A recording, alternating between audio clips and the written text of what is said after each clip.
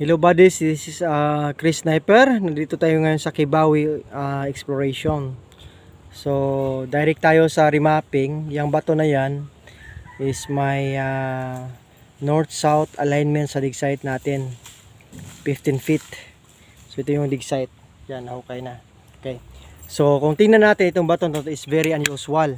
So, mangyari nito, naka-slice siya. Yan, talagang slice. Yan, cut.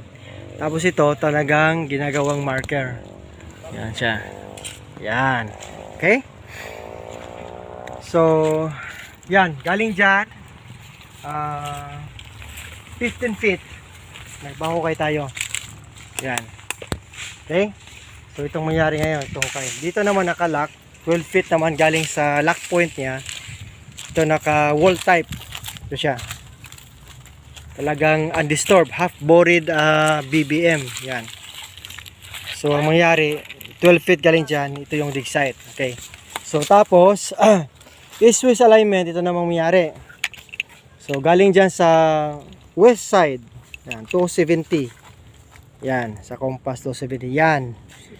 15 feet galing dyan, tapos double big boulder marker, diretso dito. 15, 15, 15. Yan, itong dig site natin. Okay? So, tatamaan siya. Sa east side naman, mayroong elemental marker na slash. Yan. Naka-fix pa rin yan. Yan, double slash. Okay? Sa east side yan, east. Okay.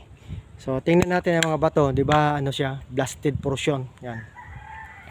Ibig sabihin, disturb ang area. So, tapos ang creek nito, yan. Nakapaligid dyan. Yan, nakapaligid ang creek. Tapos pati ang road. Tapos dyan is Pulangi River. Okay?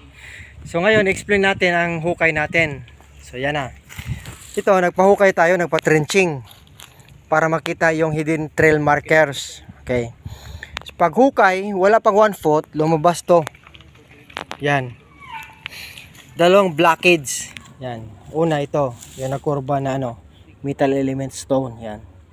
Tapos dito, yan, passage. Patungo doon sa yung slash na bato, yan, direct. So north-south alignment, tatama to. Tapos nakalaksa dito, ito nakaslide naman na bato to, yan.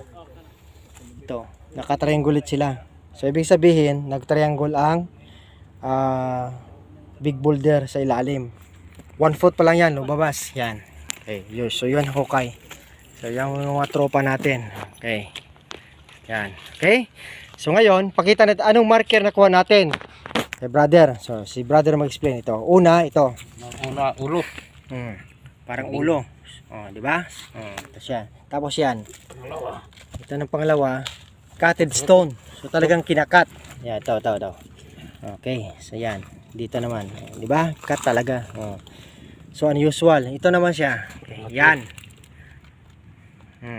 May hole. Okay? Baliktad. Okay, yan. Parang arrow direct under. Okay? So yan, blockage yan na stone. Diba? Yan yung una nakuha. Okay? So ibig sabihin, itong setup na to is preparado talaga. Yan, klarong-klaro yan ha.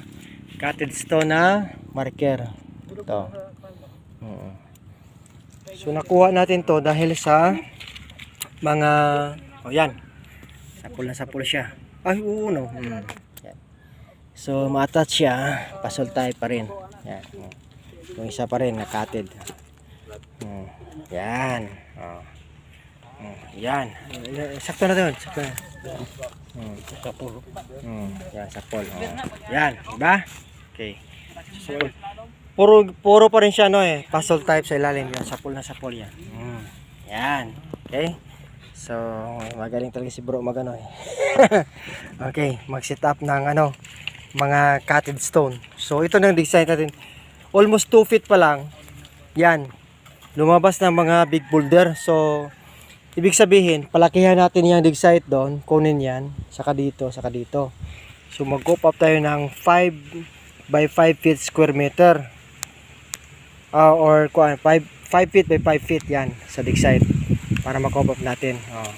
Dahil nakalak lahat Yan, dyan sa east portion yan. Sa west portion naman ito. Yan. Very remarkable. Okay, dito naman sa other side. Yan, mga tropa natin. Yan. Okay, dyan, 15 feet. Ito. Tapos dito sa finale natin na marker na fulcrum point. Yan. Okay? So, yan lang. Buddies, importante. Okay. So, sapol-sapol na ang dig site. So, yan na. Tapos, may pinatestig pa tayong isa doon sa baba. Nakalain pa rin dito. Jesus alamin. So, sa may US siya. Doon yun, no? So, tingnan natin.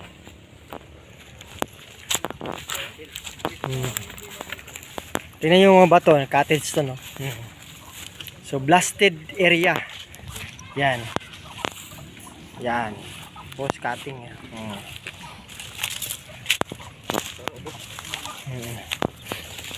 Dito. Oh, kasi yung box type. Okay. So dito pa rin, yun pa rin ang setup. Yan, may kalabaw. Ito yung pinahukay natin kanina. Mas maganda to. 1 foot pa lang. Ito yung passageway yan. Oh. Yan. North-south alignment. Ito. Yan. Tapos, yun pababa na ha. Yan. Okay. Yan ang bahay. Yun ang kalsada. So ito, 1 foot pala nakuha to. Mga marker na to. Okay. So ito ngayon mangyari. Yun pa rin setup. Naka green degrees. So ito yung hukay natin. Unang pinag-testing. Mayroon parang wall type na bato. Yan sa. Okay, di ba? So itong very remarkable marker na tinatawag natin na inventory marker ito. Box type. Diyan nakuha to. Pati yan Okay. So ito yung box type. Yan. Okay. So pag susukatin natin, ito siya. 11 feet. Dito 9 feet. 11 inches. 9 inches. Yan siya. Okay. So itong box type na to, sa ilalim na to kuha. Almost 2 feet, no? Okay.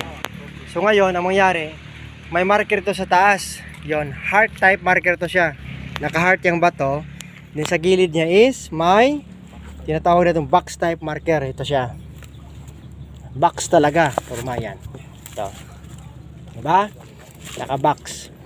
So ano makita mo sa taas, makita mo rin sa ilalim. Yan, no? Diba? Naka-box type. So yan ba rin sa tanda natin na hindi tayo magpataka o hukay. Dapat impromptu. So east-west alignment.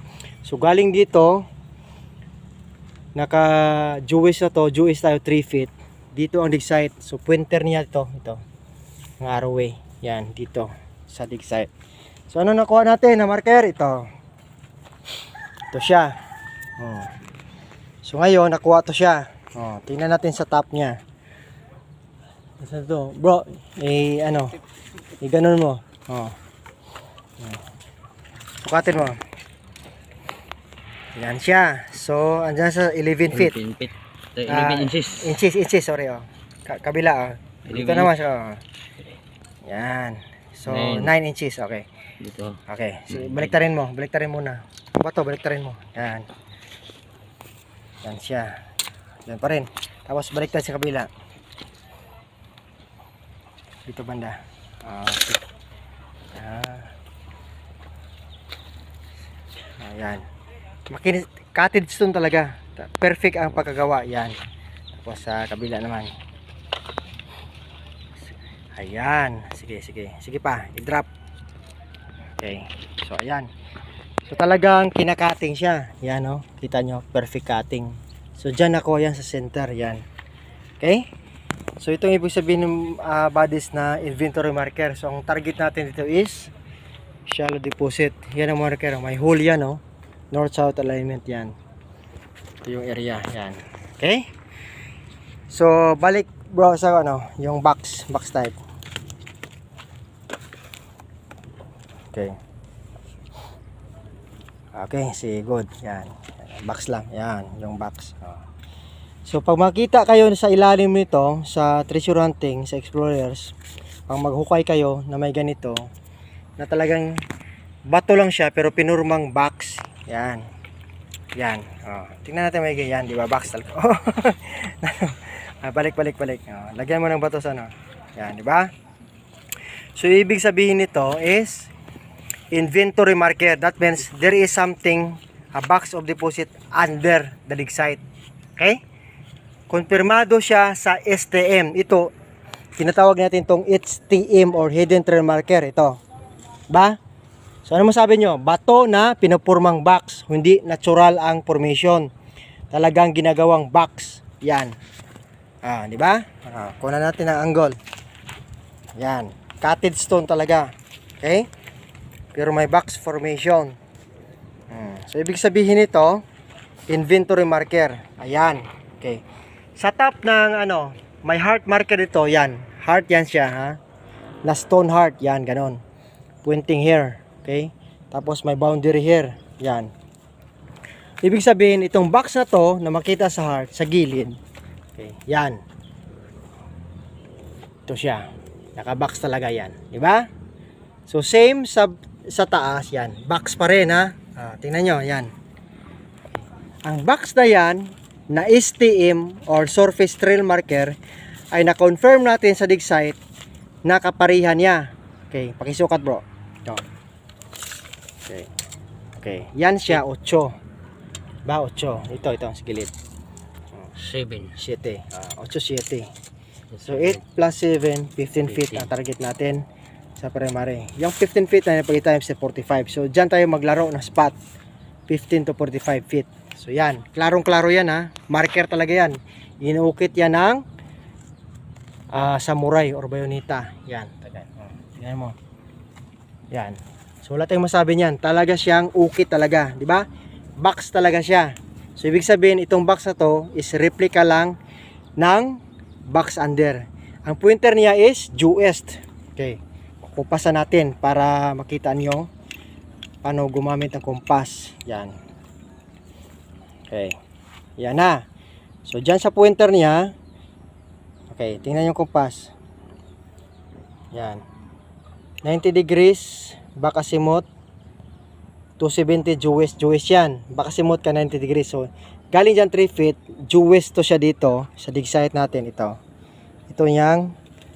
Dito nakuha ang box type. Ito. Yan. Okay. So, kaya pinapwisto ko dito. Yan. Para makita nyo. Yan. Yan, di ba? Yan, ang box, di ba? Okay. So, yun ang confirmation na exact ang dig site. So, kahit wala kang detector, pag andyan pa ang mga marker, okay yan. Direct under yan. Abutin lang yan ang tinatawag natin na treasure cell para sa item. So, kaya in-explain ko to para makatulong sa ating mga tropa na nag-treasure hunting. So, yan. Yan ang ebidensya. Anong makita natin sa taas? Box marker. STM. Anong nakuha natin sa ilalim? Ito. Box marker din. Diba? Pareha. Okay. So, yun ang sinasabi ko. Na remapping. Ang proper procedure ay prepare the team. Then, after that, pag andyan ng team, survey the area, remap the area. Then, trenching. Ito yung pangatlo. Trenching. Yan. Yan ang ebidensya. Yan. Then, after that, full blast operation. So, ito natestig na din doon. Actually, marami pa dito. Kasi kukuha pa dyan ng mga 8 to hanggang 9 na deposito sa isang IJA or IGN site. So, ito yung pinaka very relevant na marker. Yan. Diba? Cutted stone na may box type. Then after that, happy retrieval. Pag makaya ng financer to, pag makaya ng team na i-operate, so direct under sila, itong box marker na to ay inventory marker na may box under na may laman na kayamanan ng mga Japanese na tinatago sa Pinas. Yun lang ba, Des? Napakasimple, di ba? So hopefully may natutunan kayo sa vlog namin. Tapos this is Chris Sniper once again saying eat, sleep and explore and Bansai. So ito yung area. Bansai. Bansai. Okay. Bansai. Okay. Okay.